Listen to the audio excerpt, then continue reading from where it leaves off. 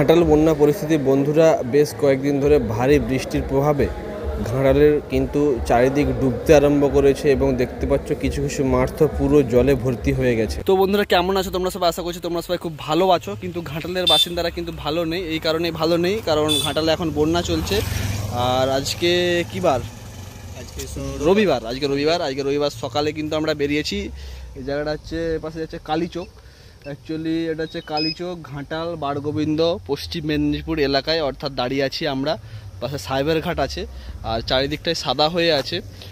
তো তোমাদেরকে ড্রোনের মাধ্যমে একটু দেখাবো, ঠিক আছে, যে কেমন লাগছে চারিদিকটা, কেমন বন্যা হয়েছে। তো দেখতে থাকো।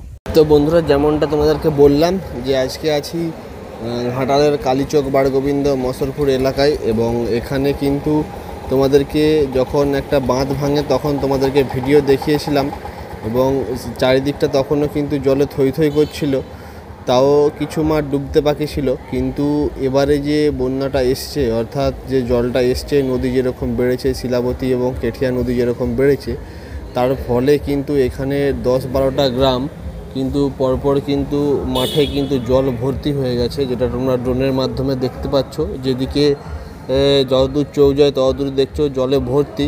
এবার জলস্তর কিছুটা বাড়লে তখন বাঁধের উপরে জল চলে আসবে।